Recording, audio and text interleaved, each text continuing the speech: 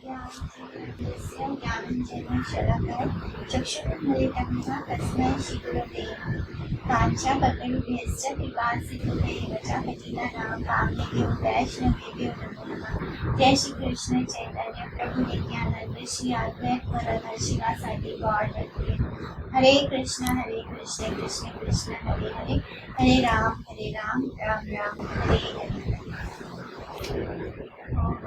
आगे बढ़ेंगे।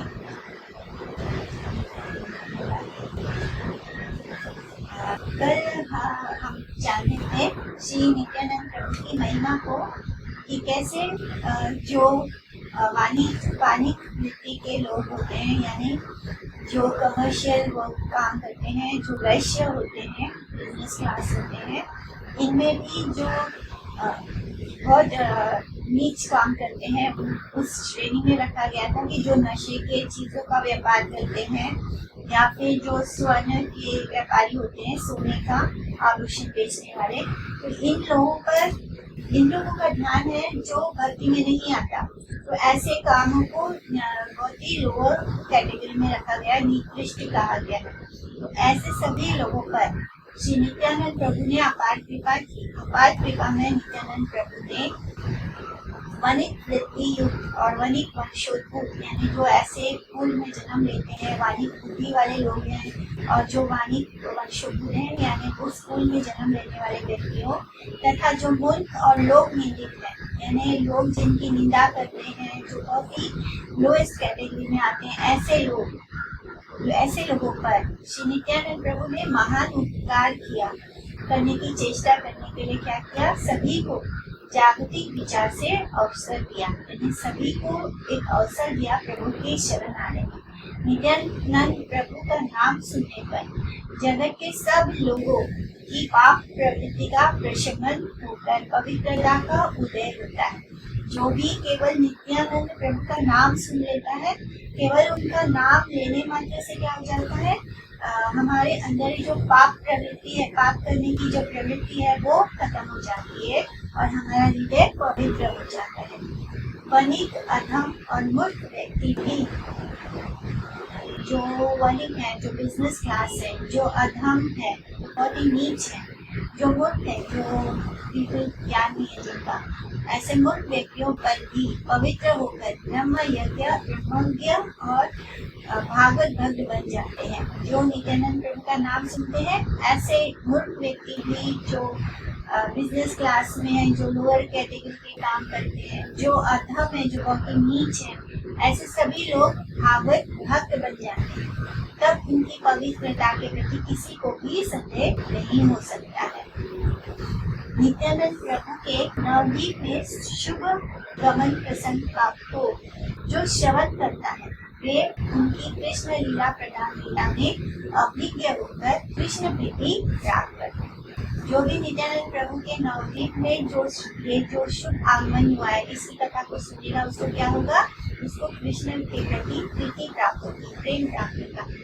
गौर सुंदर में नित्यानंद के आगमन से पहले ही सभी वैष्णवों को संकेत से किसी महापुरुष के आगमन की बात बताई, किंतु वैष्णव श्रोता श्री गौर सुंदर द्वारा कही गई इन वाक्यों के मर्म को नहीं समझ पाए। वो क्या बोल रहे, इस बात को वो ठीक से नहीं जान पाए थे कि महाप्रभु आखिर किसकी बात कर रहे हैं या क्या बोल रहे।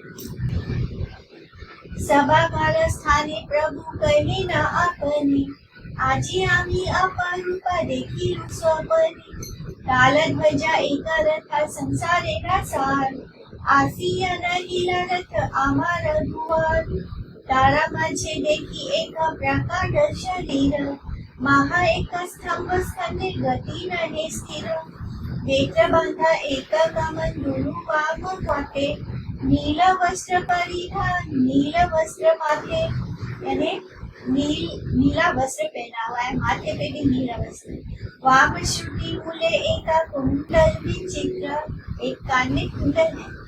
हलाधार भाव एन बुझिए चरित्र, एई बाड़ी निमाई बंदिते राहाया हया, 10 बार 20 बार एई कथा कया, महा अवधूत वेश परम प्रचंड, आर कभू नाही देखी एवन उद्दंड देखिया संभ्रम बळा पायी राम आम्ही जिज्ञासिला आम्ही कोणा महाजन तुम्ही हासिया आमारे बरे एई भाई हया तोमाए आमाए काली हैवा परिचय हरीशा बळीला शुनी राहार वचन आपणारे वासमुनी येना सेईस कही ते प्रभुरा भाव सब गेला दूर हलधर भावी प्रभु गर्जाए प्रचुर मद आन बली प्रभु दाखे हुंकार सुनिते न दुई कर्ण फाते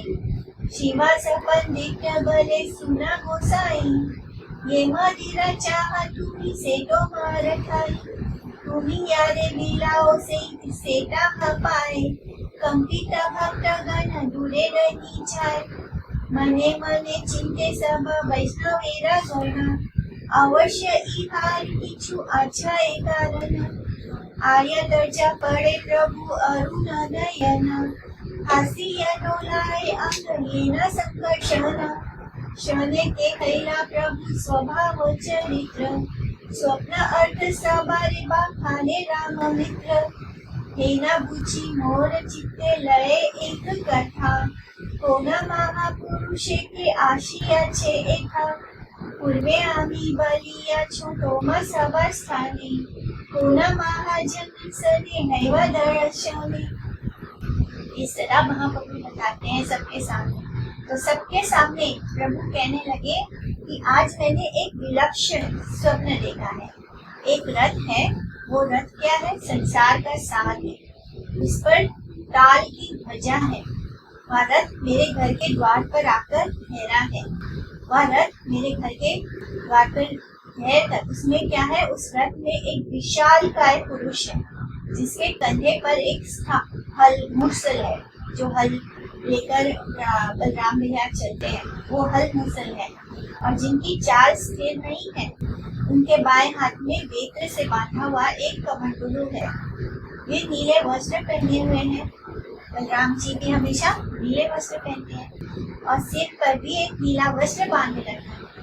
उनके बाएं कान में लेफ्ट ईयर में एक विचित्र अलग ही ढंग का कुंडल है, इयरिंग पहन रखा है। चरित्र से वे हलदर जैसे प्रतीत होते हैं। दिखने में ऐसे लगता है कि वो हलदर है। यह घर निमाई पंडित का है ना, बस इसी एक बात को वो 10-20 बार कहते हैं। यानी वो जो पुरुष उतरते हैं उस रथ से क्या बार बार बोल रहे हैं कि ये घर निमाई पंडित का है। महा अवधूत का सा उनका परम प्रचंड वेश है। बिल्कुल अवधूत जैसे लगते हैं, बहुत बड़े भक्त लगते हैं। ऐसा अवधूत माने ऐसा भक्त जिसको भगवान के अलावा किसी से कुछ हर चीज में उसको प्रभु के ही दर्शन होते हैं। कोई भी मतलब कोई गलत है, अच्छा है, बुरा है, ये सब नहीं दिखता है। ऐसे भक्त को सब जगह कृष्ण दिखते, सब जगह कृष्ण भक्ति ही दिखते हैं। तो ऐसा उद्दंड पुरुष तो मैंने कभी नहीं देखा। उन्हें देखकर मुझको बड़ा संभ्रम हुआ और मैंने पूछा कि आप कौन महापुरुष हैं? हंसकर वे मुझसे बोले, या मैं आपका भाई हूँ। मेरा और आपका परिचय कल होगा। उनके वचनों को सुनकर मुझे बड़ा आनंद हुआ। मैं भी अपने को वैसा ही समझने लग गया। ऐसा कहते कहते प्रभु की बाहरी दशा लुप्त हो गई और वे हलदर के भाव से आविष्ट हो गए। यानी वो स्वयं ही भगवान बलराम की तरह बिहेव करने लगे और गर्जन करने लगे, गरजने लगे। बोले, मुझे मद लाओ, मद लाओ। तो बलराम भैया ने ये लीला की है ना। मद यानी वहाँ पे जो मदिरा होती थी वो अलग तरह के हर्ब से बनाया जाता था, जिसके अंदर हनी होता था और बहुत सारे हर्ब्स होते थे, तो उसको मदिरा कहा जाता था। तो वो जब रासलीला बलराम जी ने भी रासलीला की है, तो वो उसमें वो ये लीला करते हैं कि मुझे वो बहुत सारा उस मध को पीते हैं। मध यानी वो मधु से बनने वाला। तो यही अभी गौर हरि भी वही लीला करने लगते हैं और कहते हैं, मुझे मद लाओ, मद लाओ, कहकर प्रभु पुकारने लगे। उस पुकार को सुनकर ऐसा प्रतीत होता था कि दोनों कान फट जाएंगे, इतने तेज ध्वनि में वो उतारते हैं। तब श्रीवास पंडित बोलते हैं, हे गोसाई सुनिए, जिस मदिरा को आप चाहती हैं वह तो आप ही के पास है। आप उस मदिरा को जिसे देते हैं वही उसे पाता है। तो इस तरह श्रीवास पंडित उनको बोलते हैं। वैष्णवगण कांपते हुए दूर दूर जाकर खड़े होकर देखने लगे। वे लोग मन ही मन सोच रहे थे कि इसमें अवश्य ही कुछ कारण होगा जब प्रभु ऐसी लीला कर रहे हैं। प्रभु अरुण नेत्रों से, बिल्कुल अरुण मने सूर्य की तरह रेड आई हुए हैं, तो अरुण नेत्रों से आर्य और तेज दर्जा पड़ते हुए बलराम की भांति हंसकर अपने अंगों को हिलाने लगे। कुछ समय पश्चात प्रभु अपना स्वाभाविक दशा में आ गए और वे बलराम ने महाप्रभु सबके सामने स्वप्न का अर्थ समझाने लगे। अब वो बता रहे हैं कि जो स्वप्न उन्होंने देखा है उसका क्या मतलब है। मेरे चित्त में तो ये बात आती है कि यहाँ कोई एक महापुरुष आया हुआ है। पहले भी मैं तुम लोगों से कह चुका हूँ कि किसी महापुरुष के दर्शन होने वाले हैं बहुत जल्द। तो इस तरह महाप्रभु अपने जो सपना उन्होंने देखा उसको भी व्याख्या करते हैं। श्री गौर सुंदर ने स्वप्न दर्शन की कथा कहने के बहाने से बताया कि मैंने देखा कि श्री बलदेव प्रभु का ताल ध्वज रथ मेरे द्वार पर आया हुआ है। ये ताल ध्वज रथ संसार की असारता के पार जाकर सार प्रदान करने को नियुक्त है। संसार में सब कुछ अनित्य है, तो बलदेव के ताल ध्वज रथ के आकर्षण कारीगर संसार की सात वस्तुओं के ही आकर्षण में समर्थ है। ताल ध्वज रथ की उच्चता अन्य सब रथों की अपेक्षा उन्नत है। जैसे ताल का वृक्ष अन्य अन्य वृक्षों की अपेक्षा उच्चता से स्थान का प्रदर्शन करता है, क्योंकि जो ताल का वृक्ष होता है वो कैसा होता है, बहुत लंबा लंबा होता है। वैसे ही जीव जगत की मनोरथ समूह ताल वृक्ष के साथ तारतम्य के विचार से नितांत छोटे आकार वाले लगते हैं। तो इस तरह इस संसार के जितने भी हमारे आकर्षण है, जितनी भी हमारी मनोकामनाएं हैं, वो उस ताल वृक्ष के सामने बहुत छोटा नजर आता है। श्री बलदेव प्रभु के रथ के शीर्ष पर जो ताल वृक्ष था वह फलों के साथ सुशोभित था। उसी ताल ध्वज के रथ के भीतर एक विशालकाय महापुरुष है। उनके कंधे पर स्तंभ है अर्थात हल है। वे स्थैर्य भाव, स्थिरता के भाव को अप्रसा परित्यक्त करके चांचल्य में प्रमत है, यानी बहुत ही चंचल स्वभाव है। बलदेव की भांति ही उनके उत्तम दोनों अंगों पर नील वस्त्र विराजमान है। वेत्र में से बना हुआ एक कमंडल उनके बाएं हाथ में धारण किया हुआ है। बाएं कान में एक विचित्र शोभा विशिष्ट स्वर्ण अलंकार है। सोने का एक इयररिंग है। उनका चरित्र देखने पर सहज ही ज्ञान होता है कि वे बलदेव के भाव में निमग्न हैं। बिल्कुल ऐसे लग रहा है जैसे कि वो बलदेव ही है। उसी स्वप्न में देखे गए महापुरुष वृंदावन से हिंदी भाषा की शिक्षा लेकर मेरे घर के द्वार पर आकर 10-20 बार स्थानीय लोगों से पूछ रहे हैं कि ये मकान निमाई पंडित का ही है ना। उन्होंने हंसकर मुझसे कहा, मैं तुम्हारा भाई हूँ। अगले दिन हम दोनों आपस में परिचय करेंगे, यानी कल हम आपस में मिलेंगे और परिचय करेंगे। तो इस तरह उनके मिलन होने वाला है, इसके बारे में वो सभी को थोड़ा थोड़ा हिंट दे रहे हैं। महाप्रभु ने कहा, सपने में देखे गए पुरुष के वाक्यों को सुनकर मेरे आनंद की वृद्धि हो गई। मुझे बहुत आनंद प्राप्त हुआ। उनके दर्शन करके उनके अनुकरण में मैं जैसे बनी हूँ विचार आया, और उनके दर्शन करके मुझे ऐसे लगा कि मैं भी वही व्यक्ति जो मुझसे मिलने आए हैं, यानी मैं भी वही हूँ, मैं भी वही बलराम हूँ। प्रभु इस प्रकार से वर्णन करते करते अचानक मध्य लाओ ऐसा कहकर चित्कार करने लगे। उससे सुनने वालों के कान विदीर्ण हो गए, कान सबके फट गए। इतने तेज आवाज में लोग कह रहे हैं, मध्य लाओ मध्य लाओ। प्रभु का बलदेव भाव में इस प्रकार से गर्जन सुनकर श्रीवास पंडित ने कहा, आप पान करने के लिए जिस मदिरा की प्रार्थना कर रहे हैं, आसो की प्रार्थना कर रहे हैं, वो कहीं भी नहीं मिलेगा, क्योंकि वो ये जो मदिरा की बात हो रही है ये वो इस संसार के मटेरियल वर्ल्ड की मदिरा की बात नहीं करता। ये मधु और हनी और उससे बनने वाला एक ऐसा मद है जो सिर्फ भगवान के पास होता है, वो कहीं भी नहीं मिलेगा। वो तो एकमात्र आपके पास ही है। आप जिसको चाहेंगे उसको ही आप मध्य प्रदान कर सकते हैं, वही उसको प्राप्त कर सकता है जिसको भगवान देंगे। आर्य छंद विषय, जिन छंदों में अक्षरों की संख्या विधि अतिक्रांत होती है परंतु वे छंद के आकार वाले होते हैं, गद्य से उनका पार्थक्य प्रदर्शित रहता है। ये थोड़ा टेक्निकल है।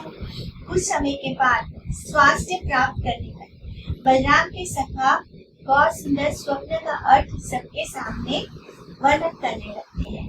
राम मित्र शब्द से राम सेवक हनुमान उद्देश्य होने पर मुरारी गुप्त ने ही प्रभु के स्वप्न वृत्तांत की व्याख्या की है। जो मुरारी गुप्त है वो कौन है? वो हनुमान जी ही है।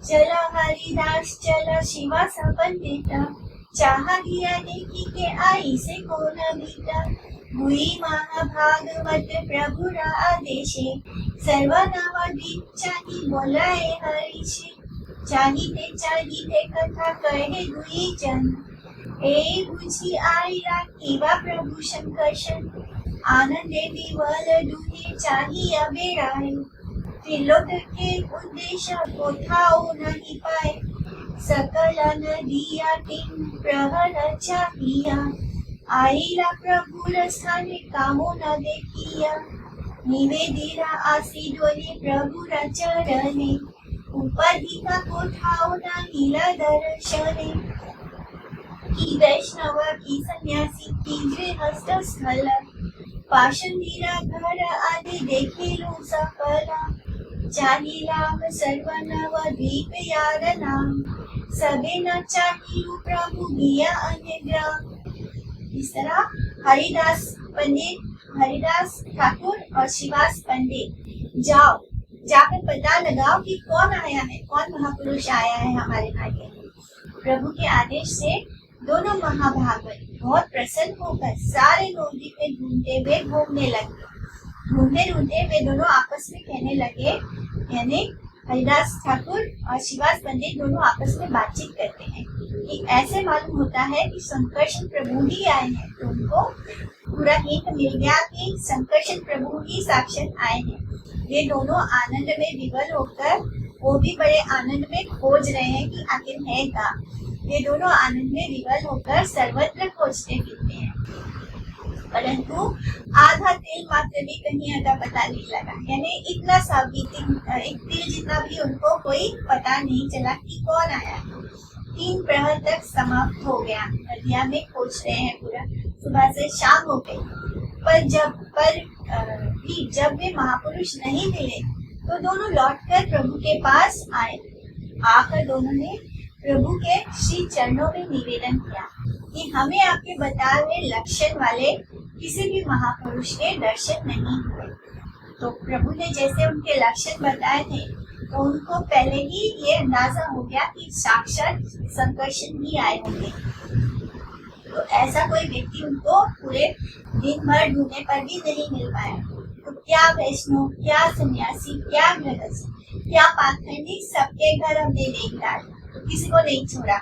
हर घर में उन्होंने ढूंढ लिया। प्रभु समस्त नवद्वीप में हमने खोज लिया, केवल बाहर के गांव भी हम नहीं गए, यानी नवद्वीप के बाहर जो सटे हुए गाँव है बस उनको नहीं देखा, बाकी पूरा नवद्वीप छान डाला है। हरिदास ठाकुर और शिवास पंडित दोनों ही महाभागवत हैं। श्री गौर सुंदर की इच्छा के अनुसार वे नवद्वीप में स्थित श्री मायापुर आदि समस्त पल्ली पर परमानंद के साथ स्वप्न दृष्ट महापुरुष का अनुसंधान करने लगे, यानी खोजने लगे। इस तरह महाप्रभु ने जिसके बारे में बताया था उसको वो सारे ही नवद्वीप में ढूंढ रहे हैं, लेकिन वो उनको नहीं मिलते। उन दोनों ने वापस आकर प्रभु से कहा कि उपाधि युक्त अर्थात आपने जैसे चिन्ह बताए थे, बाहरी चिन्ह युक्त किसी नवीन व्यक्ति का वो अनुसंधान में नहीं कर पाए या नहीं खोज पाए, जो आपने जैसे डिस्क्रिप्शन दिया था ऐसे किसी नए व्यक्ति को हम नहीं खोज पाए। उन्होंने 3 प्रहर तक नवद्वीप में वैष्णव क्या वैष्णव, क्या सन्यासी, क्या गृहस्थ, किसी को नहीं छोड़ा। यहाँ तक कि जो वैष्णव विद्वेषी हैं, जो वैष्णव की निंदा करते हैं, ऐसे पाखंडियों के भी घर को देख डाला। उन्होंने केवल नवद्वीप के बाहर के गांव का अनुसंधान नहीं किया, केवल जो गांव नवद्वीप के बॉर्डर पे सटे हुए हैं उनका अनुसंधान उन्होंने नहीं किया। दोहार वचन सुनी हासे गौर चंद्र, छले बुझाइला बड़ा गुड़ा नित्यानंद। एही अवतारे के हा गौर चंद्र गाय, नित्यानंद नाम सुनी उठी अपालाय। पूजाए गोविंद येना नामाने शंकरा, एही पापे अनेक त्याई बघम यम घरा। बड़ा गूढ़ नित्यानंद एही अवतारे, चैतन्य देखाय यारे से देखीते पारे। ना बुझिए नित्य ताना चरित्र आगार, पाई आओ विष्णु भक्ति हरे तार बाद। सर्वता शिवास आदि तार तत्व जाने, ना हैला देखा कौन कौतुक कारणे। उन दोनों के वचनों को सुनकर श्री गौर सुंदर बहुत जोर से हंसने लगी, मानो वे हंसने के छल से यह समझा रहे हो कि नित्यानंद तत्व बड़ा गूढ़ है, उन्हें बड़ा कॉन्फिडेंशियल है। नित्यानंद को समझना बड़ा ही कॉन्फिडेंशियल है, इतना आसानी से थोड़ी मिल जाए। इस अवतार में कोई कोई गौरचंद्र का नाम तो ले पाते हैं, लेकिन नित्यानंद का नाम सुनते ही उठ भागते हैं। जैसे कोई श्री गोविंद की पूजा तो करते हैं परंतु शंकर को नहीं मानते। इस पाप के फलस्वरूप यम के घर जाना पड़ता है। इस अवतार में नित्यानंद बड़े गूढ़ हैं। श्री चैतन्य चंद्र जिसको कृपा करके दिखाएंगे वही केवल नित्यानंद प्रभु को देख सकता है। उनके आगाध चरित्र की जो बिना समझे बूझे निंदा करता है, जो नित्यानंद प्रभु को ना जानकर उनकी निंदा करता है, केवल वो विष्णु भक्ति पा करके भी वंचित रह जाते हैं। यानी वो विष्णु भक्ति करने के बाद भी वो विष्णु भक्ति नहीं पा सकते हैं। विष्णु जी की अकेले भगवान कृष्ण की सेवा करने से कृष्ण नहीं मिलेंगे, हमको भगवान के भक्तों की सेवा करनी है। और नित्यानंद प्रभु तो गुरु तत्व है, यानी बलराम जी जो है वो ही गुरु है, तो गुरु तत्व की शरण लिए बिना हमें कृष्ण भक्ति नहीं प्राप्त हो सकती। केवल श्रीवास पंडित आदि मुख्य भक्त जन ही उनके तत्व को भली प्रकार जानते हैं, परंतु उनको भी जो वे नहीं मिले इसका कारण उनका कोई कौतुक ही समझना चाहिए। श्री गौर लीला में प्रच्छन्न भाव के कारण कृष्ण बलदेव को सहसा कोई पहचान नहीं सकता है। नित्यानंद भी परम गोपनीय प्रच्छन्न बलदेव तत्व है और महाप्रभु ने हरिदास ठाकुर और श्रीवास पंडित को हंसते हुए नित्यानंद के गुप्त रहस्य भाव के द्वारा समझा दिया। जो वो हंसते हैं तो उससे उनको समझ में आ गया कि इतना आसान तो नहीं है नित्यानंद प्रभु को पा लेना या जान लेना। जैसे भगवान की पूजा करके भी अनेक लोग भक्त पूजा से उदासीन रहकर भक्त के प्रति विद्वेष भाव का पोषण करते हैं। यानी बहुत सारे लोग ऐसे मिल जाएंगे जो भगवान कृष्ण की पूजा तो करते हैं लेकिन उनके भक्तों की पूजा नहीं करते, उनके भक्तों के प्रति वो विद्वेष भाव रखते हैं। उनको बड़े इस बात का घमंड होता है कि हम बड़े भक्त हैं, हम ही बड़ी पूजा करते हैं, और जो बाकी के भक्त होते हैं उनसे क्या करते हैं, ईर्ष्या करते हैं। तो उसका फलस्वरूप क्या होता है, उनको यम के घर में दंडित होने की योग्यता बन जाती है, यानी उनको यमदूत लेकर जाते हैं, नरक लेकर जाते हैं। इस तरह उसी प्रकार भगवान गौर सुंदर के प्रति श्रद्धा होकर भी जो लोग बलदेव प्रभु यानी कि नित्यानंद प्रभु के प्रति श्रद्धा का अभाव प्रदर्शित करते हैं, यानी जो लोग श्री गौर हरि की तो पूजा करते हैं, उनको तो स्वीकार करते हैं, लेकिन नित्यानंद प्रभु को नहीं स्वीकार करते, उनके प्रति कोई श्रद्धा नहीं रखते, उनको उस अपराध के कारण दुर्भाग्य के फलस्वरूप दंडित होना पड़ता है, यानी यम का मुख देखना ही पड़ता है, यमराज के घर जाना ही पड़ता है। तो बड़ा अपराध लगता है कि अगर हम भगवान को मानते हैं और जो उनकी पूजा करने वाले उनके भक्त हैं उनका अपमान करते हैं या उनके प्रति द्वेष या ईर्ष्या पालते हैं, तो वो बहुत इतना बड़ा अपराध लगता है कि हमको यमराज के घर जाना पड़ेगा। फिर चाहे हम कृष्ण की कितनी भी पूजा कर लें। श्री रुद्रदेव वैष्णवों में श्रेष्ठ है। जो भगवान शंकर है वो वैष्णव में श्रेष्ठ है, वे आचार्य हैं। भगवान शिव तत्व में ये बात हमने जाना है कि कितने बड़े आचार्य हैं शिव जी, और वो विष्णु भक्ति के शिक्षक भी हैं। इसलिए उनके प्रति अवज्ञा करने पर जीव का कोई मंगल नहीं होता। तो हमें हमेशा शिव जी को परम वैष्णव के रूप में देखना चाहिए। वो बड़े ही भक्त हैं भगवान की, और अगर हम उनको उस रूप में नहीं देखते हैं तो हमारा अमंगल ही होगा।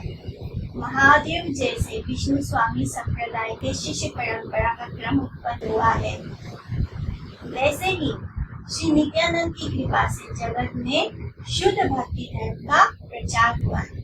तो महादेव शंकर जी जो है वो भी नित्यानंद प्रभु के उनका जो प्रकट्य हुआ है वो नित्यानंद प्रभु से ही आता है, बलदेव जी से ही आता है। तो वो हमेशा संकर्षण भगवान के ध्यान में रहते हैं, भगवान बलराम के ही ध्यान में रहते हैं। ऐसे ही नित्यानंद प्रभु की कृपा से इस जगत में शुद्ध भक्ति धर्म का प्रचार हुआ है। अर्चया इक्वातु गोविंदम तदियान अर्चयन्ति ये नाते विष्णु प्रसादस्य भाजनम दाम्भिका जना। यानी अद्वैत ज्ञान ब्रजेंद्र नंदन और कार्शन समूह वैष्णवगण के मध्य शक्तिमान के अभेद विचार से दोनों एक ही वस्तु, जो एक दूसरे में अर्थात विष्णु और वैष्णव का में विरोध मानते हैं, उनके मंगल की कोई संभावना नहीं है। शक्ति और शक्तिमान दोनों अभेद हैं, जैसे राधा और कृष्ण दोनों में कोई अंतर नहीं है। इसी तरह भगवान विष्णु में और उनके भक्त वैष्णव में भी कोई अंतर नहीं है। उनको भी वही सम्मान दिया जाना चाहिए जो भगवान का है। तो भगवान से प्रेम करो, और भगवान से प्रेम करने वाले से प्रेम ना हो तो ऐसे लोगों को तो वैसे भी हम भक्त नहीं बोल सकते। प्रेम का स्वभाव है जो जैसे कि माँ है और उसका बच्चा है, अगर हम उसके बच्चे को कोई माँ कहती है अपने बच्चे को लेकर, अगर हम उस माँ से बात भी ना करें लेकिन उसके गोद में जो बच्चा है उसको खिलाते हैं या उसे प्यार से बातें करते हैं, तो माँ अपने आप ही हमसे प्रेम करती है, माने हमसे प्रेम से बात करे। तो यही बात होता है कि जो भगवान है, जब हम उनके भक्तों से प्रेम करते हैं, उनका आदर सम्मान करते हैं, तो भगवान का प्रेम भी हमें सरलता से प्राप्त हो जाता है। और अगर हम ऐसा नहीं करके अपमान करते हैं तो हमारे मंगल की कोई संभावना नहीं है। श्री चैतन्य देव के प्रिय सेवकगण भी उनकी कृपा से नित्यानंद के स्वरूप से अवगत हो सकते हैं। तो जो महाप्रभु को प्रिय है, जो दास उनके प्रिय है, उनकी कृपा से जो श्री चैतन्य देव के प्रिय सेवकगण ही उनकी कृपा से नित्यानंद के स्वरूप से अवगत हो सकते हैं। माया बद्ध जीव द्वारा श्री नित्यानंद का चरण आश्रय पाना संभव नहीं है। श्री चैतन्य के कृपा श्री चैत्य गुरु की अनुकंपा से ही नित्यानंद तत्व की उपलब्धि होती है। तो चैत्य गुरु कौन होते हैं? हमारे हृदय में जो परमात्मा है, वो परमात्मा ही हमारे चैत्य गुरु है, वही हमारा मार्गदर्शन करते हैं हमारे हृदय से। तो जब वो परमात्मा जो भगवान जो चैत्य गुरु हम पर कृपा करेंगे, तभी पॉसिबल है जब हम नित्यानंद तत्व की कुछ जान पाएंगे, उपलब्धि होगी तभी उसको जान पाएंगे। साधारण चैतन्य विमुख अनभिज्ञ व्यक्ति चैतन्य भक्त के रूप में वृथा गर्व करने की चेष्टा में अत्यंत निगूढ़ नित्यानंद की लीला को समझने में असमर्थ होते हैं। जो साधारण व्यक्ति है, जो ऐसे दिखाते हैं कि वो चैतन्य महाप्रभु के बड़े भक्त हैं, तो ऐसे लोग जो बड़ा गर्व करते हैं चैतन्य महाप्रभु के भक्त होने का, वो नित्यानंद प्रभु की लीला को समझने में असमर्थ होते हैं। जिनकी चेतनता जागृत नहीं हुई है, उनको नित्यानंद की अप्रकाशित रहस्यमय लीला में प्रवेश का अधिकार नहीं है। अनभिज्ञ मूढ़ जन नित्यानंद की लीलाओं को देखकर उनके प्रति भी कृष्णा का भाव प्रदर्शित करते। इसके कारण यमन द्वारा दंडित होकर अशेष क्लेश भोगना ही उनके परिणाम में लक्षित होता है।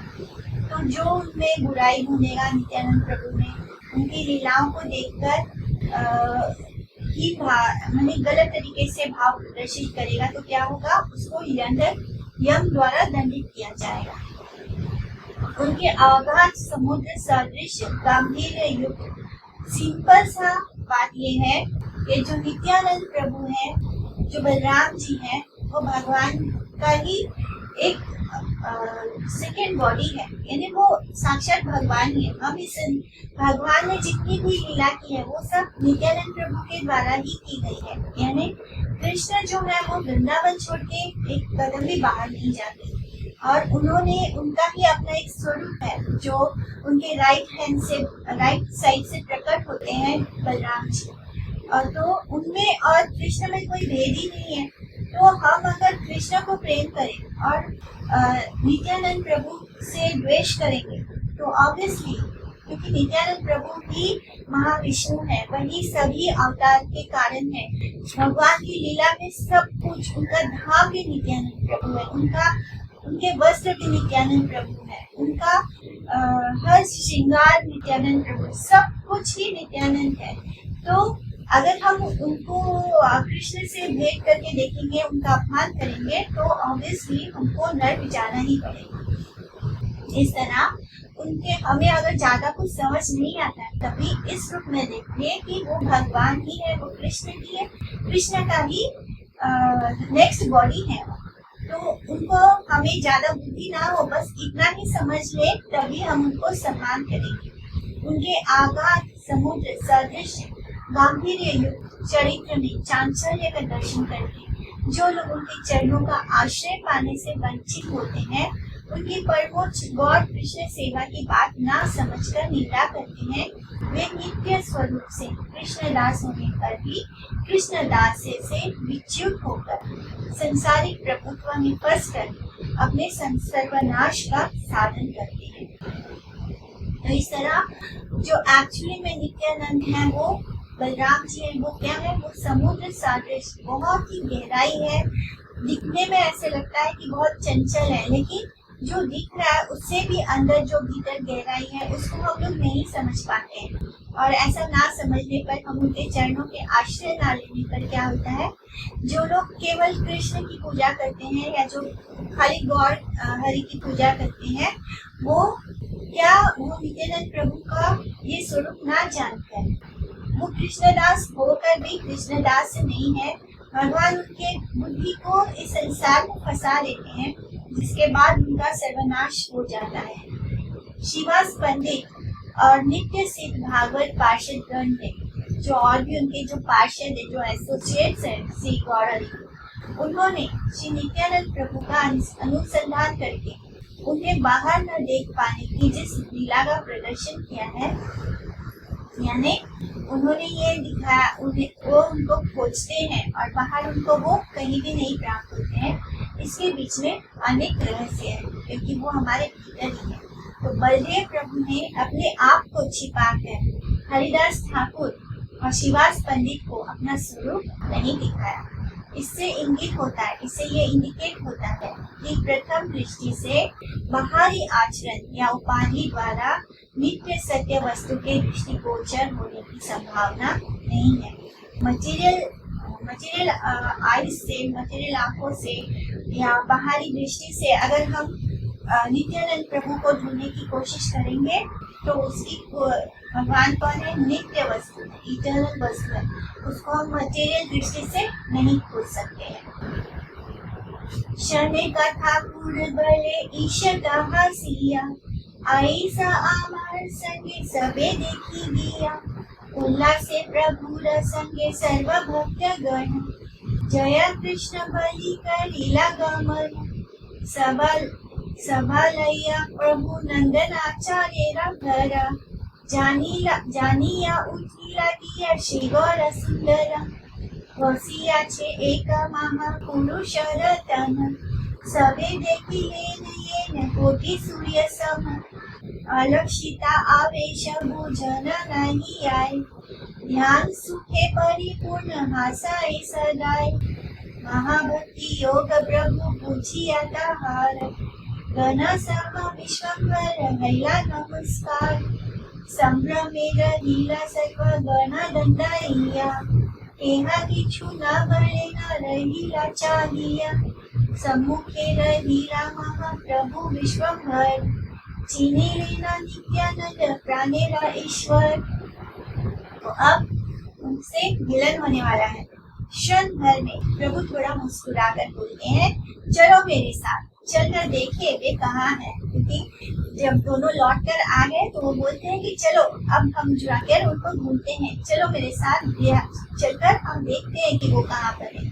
तब तो जितने भी भक्तगण थे वो सब उठ खड़े हुए और जोर जोर से जय कृष्ण करके प्रभु के साथ चल पड़ते हैं। श्री गौर सुंदर तो सब जानते हैं, अंतर्यामी है भगवान, आत्माराम है, परमात्मा है। इसलिए वे सब भक्तों को साथ लेकर सीधे नंदनाचार्य के घर जा पहुंचे। वहां जाते ही सबने देखा कि एक महापुरुष शिरोमणि विराजमान है, कोटि सूर्य के समान। उनका तेज है जैसे करोड़ों सूर्य जो है एक साथ ही उगे हैं, और वे किसी अलक्षित आवेश में विद्यमान है जो किसी की भी समझ में नहीं आ रहा है। ध्यान सुख से परिपूर्ण वे निरंतर हंस रहे हैं, और प्रभु शिव यानी वो एकदम भगवान के ध्यान में है, इतना तेज है उनमें, और वो बैठे हैं और हंसे जा रहे हैं। भगवान के इसमें ही है, ध्यान सुख से परिपूर्ण वे निरंतर हंस रहे हैं। प्रभु श्री विश्वंभर ने उनके महाभक्ति योग को पहचान कर अपने परिकर सहित उनको नमस्कार किया।